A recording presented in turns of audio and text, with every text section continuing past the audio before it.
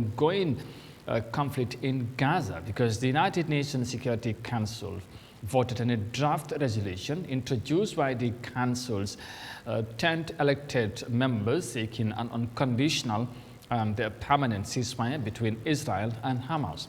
The resolution also called for the immediate release of all hostages held by Hamas and the lifting of restrictions on humanitarian aid into Gaza. However, the United States vetoed the Security Council's draft resolution, citing that it undermines ongoing diplomacy. Our reporter Mamadi Barrow tells us more of that in this report. Efforts to end the deadly conflict in Gaza remains fertile as the U.S. vetoed the latest resolution seeking for unconditional and permanent ceasefire between Israel and Hamas. It was the 15-member body's first vote on the situation since November, when the United States, a key Israeli ally, also blocked a text calling for an end to fighting. On Wednesday, the United States has vetoed a new draft resolution on Gaza, standing as the lone vote against the text, which called for an immediate, unconditional, and permanent ceasefire, the unconditional release of all hostages held by Hamas and others, and the immediate lifting of all aid restrictions. Speaking during the Council's sitting, United States Acting Representative Dorothy Sayre states that it is unacceptable for what the resolution represents, adding that U.S. opposition to this resolution should come as no surprise. U.S. opposition to this resolution should come as no surprise. It is unacceptable for what it does say. It is unacceptable for what it does not say. And it is unacceptable for the manner in which it has been advanced. The United States has been clear. We would not support any measure that fails to condemn Hamas and does not call for Hamas to disarm and leave Gaza.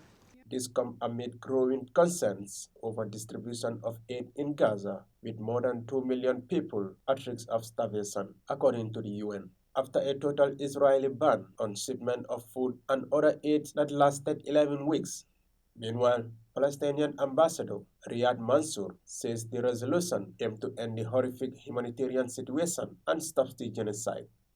This draft resolution had a simple goal: demanding a ceasefire that would allow the beginning of the monumental work needed to end the horrific humanitarian situation, to stop the genocide, to release hostages and prisoners, and to get the Israeli occupying forces out of Gaza before they get a chance to implement their plans to destroy our people.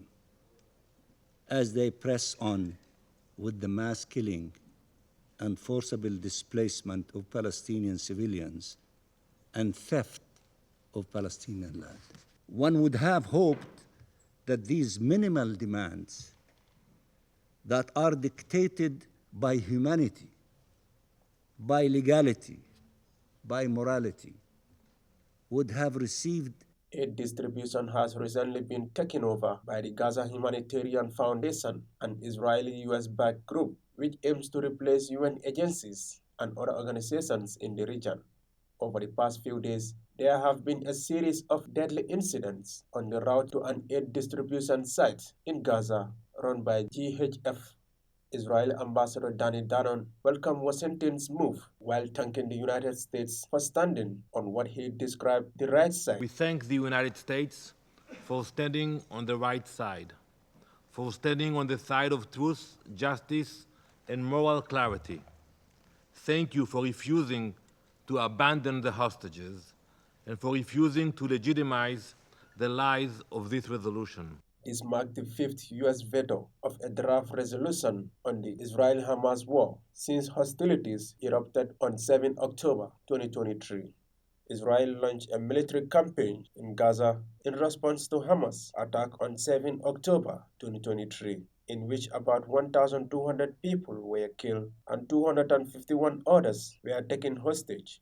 At least 54,000 people have been killed in Gaza since then, including 4,201 since Israel resumed its offensive on 18 March, according to the territory's health ministry. Reporting for Eyeafrica News, I am Mamadi Barrow.